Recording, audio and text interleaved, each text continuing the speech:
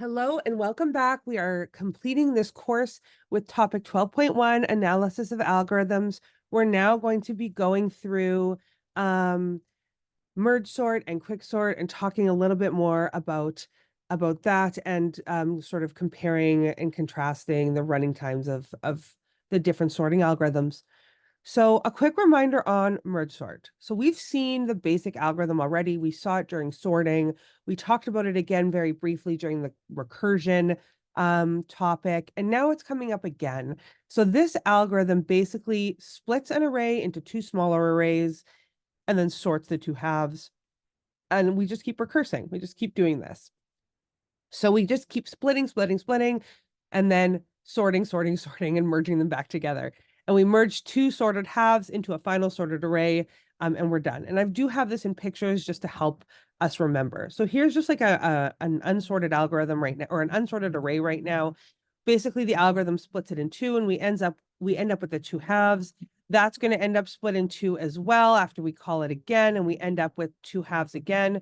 The numbers that are highlighted in green are basically hitting their base case in the recursive call.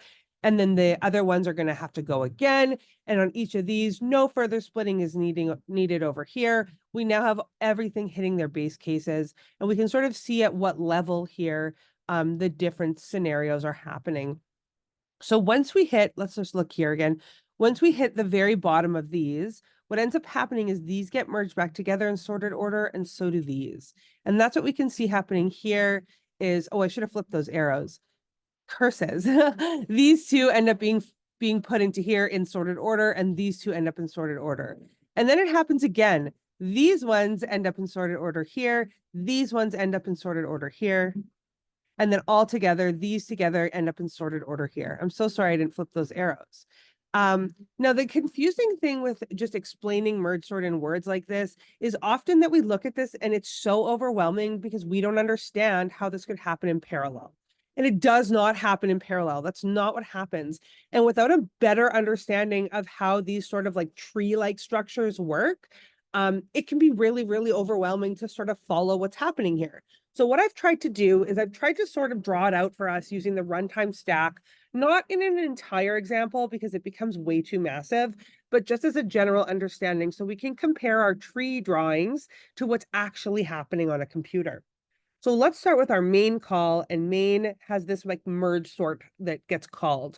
So merge sort returns a sorted array, and we pass in, this should have been an array, but whatever, pass in our unsorted array. We pass in our initial array. And now inside merge sort, what ends up happening is there's lots of code in there, but before we finish processing all the code, we hit a call to merge sort on 391. Notice that this name and this name are the same.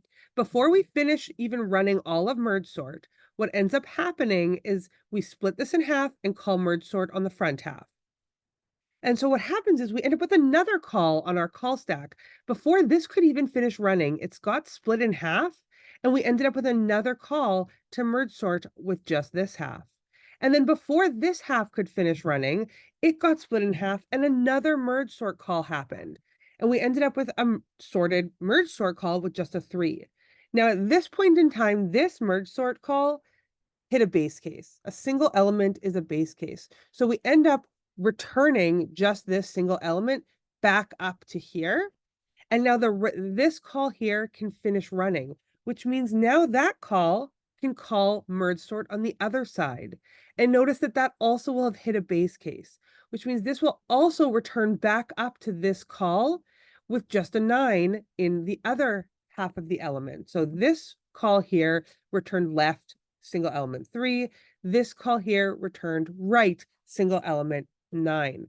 And now this can finish running. This sorted equals merge sort can finish running. We have a left and a right, and they together end up doing the actual merge of the two sorted arrays into this sorted variable. So what ends up happening is when we call merge on these two unsorted arrays, we bring them together, we end up with sorted. They are in sorted order. We've seen how the merge runs. Then this can return back up to the next call with this sorted array. Remember now where this was getting called from. This call right here, where we did a split, and on the right side, we called 3, 9, and then on the right side, 3, and then work our way back up. So at this moment in time right here, our right array has 3, 9 in it. And then we call left sorted merge sort on 1. And now this is going to return inside this same call a right array of a single value. So now that means that those two recursive situations hit their base cases. We've come all the way back up. And what ends up happening is we end up with a left and a right from this being turned in half. And notice how this is sorted and this is sorted because it's a single element. So now we can call this sorted on the left and the right, and we can mush them together. And this is going to return a sorted 139. Now this call right here has finished running. That's finished. We've reached the bottom of this call. So we can pass that 139 back up here. Well, 391 just became 139.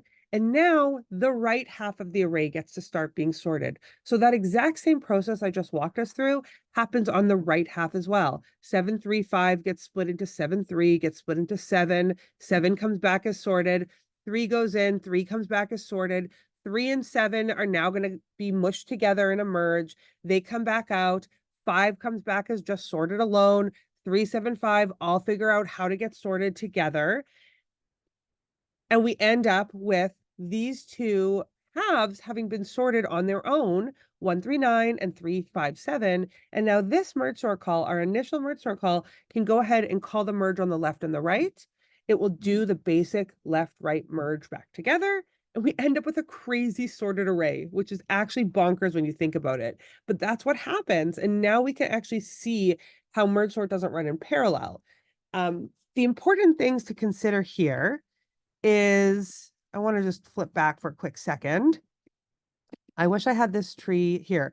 This tree here. So basically what happened was we started with this whole array and the calls went as follows. It's called depth first for those of you who are interested. It went all the way down the right side, left side, all the way down the left side, hit a base case, and then came up and right side. Hit a base case, came up, nothing left to do here, came up, came over here, because then we went to the right side, hit a base case, came back up, this side was sorted. Now that we've done the whole right side, we can do the whole left side, we can do the right side. So it comes over here, splits, looks at the right side first, comes here. Oh my God, why do I keep doing that? Looks at the left side here, splits it, looks at the left side here. This is a base case, comes back up, does the right side. This is a base case, comes back up, does its merge, comes back up. This side is now done, so it can go down the right side. This is a base case, comes back up. This gets sorted, brings it back up to here. This side is sorted, can now do it all together. So understanding that sort of traversal is what it's called, can really help us have a strong foundation of what merge sort is doing. And you're going to get way deeper into this in the next term as well. So like I said, some of these more nitty-gritty details are more just for interest. All right, let's go ahead and skip back through these pictures and talk about the analysis, the part that we actually care about. So this sort is actually pretty fast. Oh, I'm such a nerd. Did I hear you ask how fast? I for sure did. You were like, how fast is that? So let's talk about it. So the array is being divided in half each time. And every time we divide it in half, half of half is a quarter, and a half of a quarter is an eighth, and half of an eighth is a 16th. So we're getting this half of halves again, and we can only go so deep before there's no more ways to go in half. And we saw this in binary search. So at each level of that tree that we just looked at, hold on. I hate that I didn't put this further in. The number of levels here is representative of how many times we can split in half. So this one can be split in half here, and then these are split in half here, these are split in half here. That's the maximum number of times we can split in half. This height of this tree here, this number of levels, it's called the height of a tree, but whatever, this number of levels is log n. Now, of course, we can do all the way down one side and all the way down the other side. And so it's actually 2 of them, right? There's 2 log n's, but that 2 is a constant, and we end up just throwing out that C times part, right? So we end up with just log n levels, and that's all we really care about in order to do this analysis. Now, on each level, we'll notice that we had to merge n elements for that level. So on the base level, we were merging only 2 elements, but then 4 on the next, and then up to 8 and 16 and 32, et cetera, all the way back up until we hit all n elements at the top, which means for every level, we need to do for every level, we need to merge n elements. So that is log n levels, n elements, n times log n. Our merge sort is n times log n, which is considerably better than n squared, right? Think about our previous sort algorithms that we saw in the previous video. This is way better. Okay, so computer scientists love sorting algorithms. Wikipedia, not the best resource, but whatever. Wikipedia lists 43 different sorting algorithms, but I'm sure that that's not exhaustive at all. Some of them are really silly, some are great. It's interesting enough. So we're going to talk about quicksort for a second, another type of sorting algorithm. And I don't actually need you to take much away from the quicksort part of this, other than some of this analysis stuff. I'm not too worried about you actually understanding the algorithm itself. So we're going to talk about a different way to sort our data. Rather than splitting our array in half, we're going to pick some random value, so one of the elements in the array, and we're basically going to split our array into bigger or smaller than that element. So we basically pick a pivot value is what it's called, put that value into the middle of the array, and everything that's smaller than it goes on the left side, and everything that's bigger than that value goes on the right side. And then we do it again. We divide and conquer. We split the left and right side, pick a pivot value on each of the sides, and do the splitting again. Do that again. Pick a pivot value, go down, split them in half, right? And then each of the halves, pick a pivot value, and so on and so forth. So it's very similar to merge sort with that divide and conquer, but instead of partitioning in half at wherever we're partitioning based on a value. So that's the difference between quicksort and merge sort. So this is different because we're choosing a pivot value. Now, computer scientists love sorting algorithms more than I feel like any human should ever, because there's so much research that has gone into making it better. Think about, in this day and age, how much we do like big data and sorting and things like that. Like it's so important. And so it turns out that a ton of research has gone into picking a good pivot value, picking what element in the array in your data set makes the most sense to be your pivot value. And it matters a lot. So by default, the first time this was ever introduced, ever thought of, we just took element at 0 and said whatever element is there is going to be our pivot every single time. So we just defaulted to that. We didn't do anything fancy. We just made that our pivot value. Because if you do too much work to find a good pivot value, it's possible that that adds to your algorithm. It may add to the speed of your algorithm, right? So that pivot choice matters a lot. And we're not going to watch that visualizer right now, but I recommend that you watch it later just to sort of see what the swap actually looks like. But now understanding that it is sort of n log n, or sorry, it is n log n, but now that we can see that it's sort of like merge sort, just based off of that basic description, we can talk about the analysis in terms of merge sort. So if we're lucky with decent pivot choices, because again, we're only picking the default value, we're not doing any analysis on the pivot, the arrays get divided roughly in half about log n times. And on average, that makes sense because on average, the data probably would end up with half on one side of the pivot and half on the other. It may not always work out that way, but it does, the math does hold to say on average, that's the case.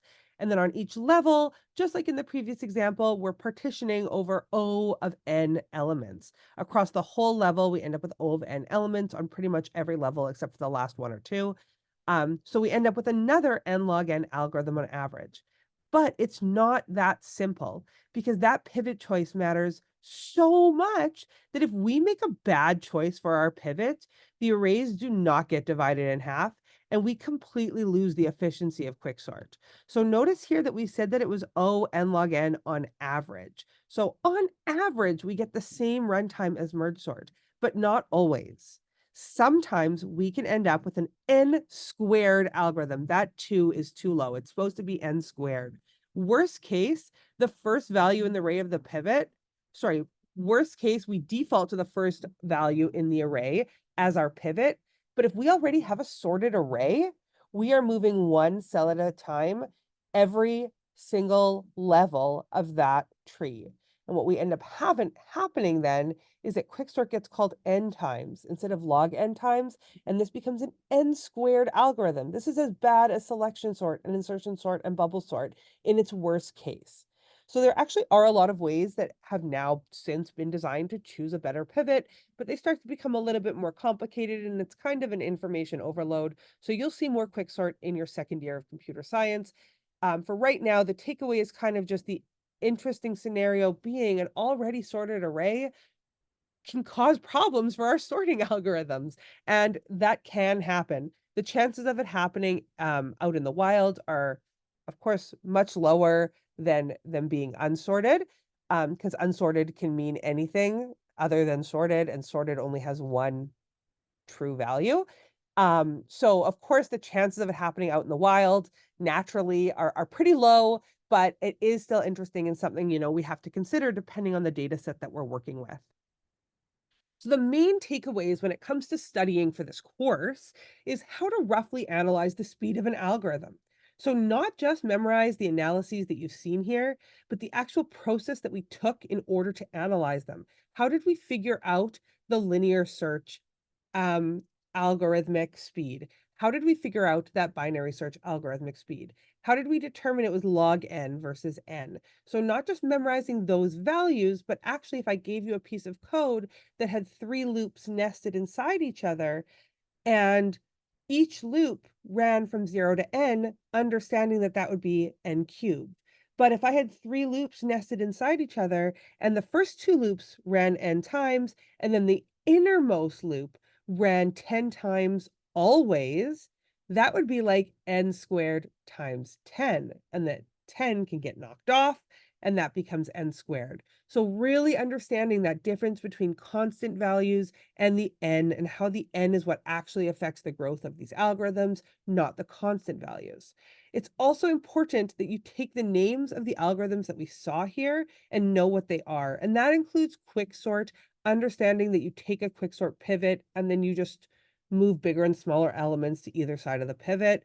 But you should be comfortable with explaining that much in plain words, explaining merge sort in like plain English words, and then of course the sorts we saw in class and the searches that we saw in class. Those are the ones you should actually be able to implement. So the general ideas for each of those algorithms is very important, but the ability to implement simple searches and sorts and describe the general idea of merge sort and quicksort are really the key takeaways from all of this that you need to be able to bring forward as part of like your studies for this course. Now, of course, if you do more than that, that's always welcome, because when you do more than that, you end up doing well next term as well. So at this point in time, I have my final pause and practice. I really want you to think about some of the code that you've written throughout this course. Maybe go and look at it. Go look at your search and finds and see what are their running times, and could we have made it better? Is there a way for us to have done it better given what we know about our data sets? What about our running time of inserting to the front of a singly linked list, which I already said in the previous video. So if you don't remember or didn't catch it, you can go back and listen again, or you can look it up. What about an array? What about inserting into the front of an array or inserting into the front of an array list? What are the worst case scenarios? Array list is a really interesting one since we've made partially filled arrays before and we know what happens if we hit the max size of our array list.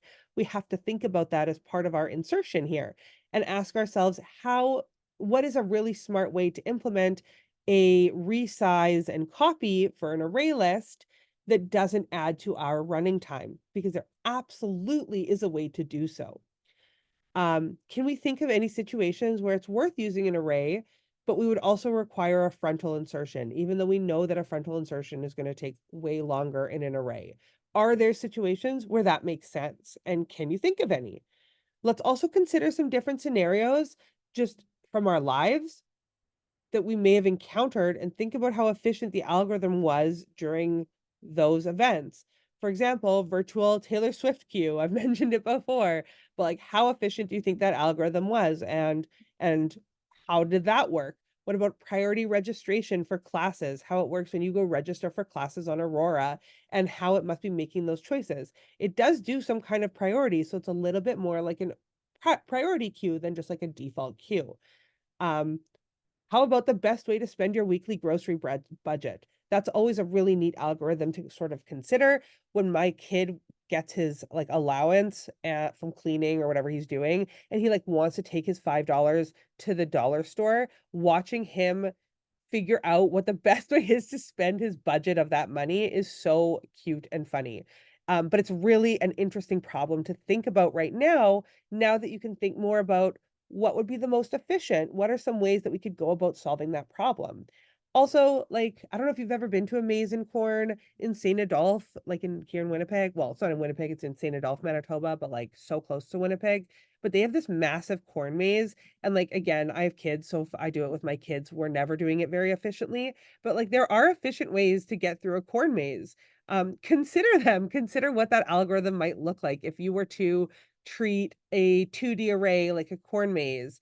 How would you efficiently get through it, right? So there's a lot of really neat things that we can start to consider when it comes to the analysis of algorithms. And I kind of encourage you to start to think outside the box for those, um, because it makes it sound less overwhelming. And also, like, math always seems really scary, but it doesn't have to be. So give that a shot and see how it goes, because I think you'll find it, you can solve some really neat problems without the like extra math stress and anxiety that we often get when we talk about things that use words like analysis and um, proofs or big O notation.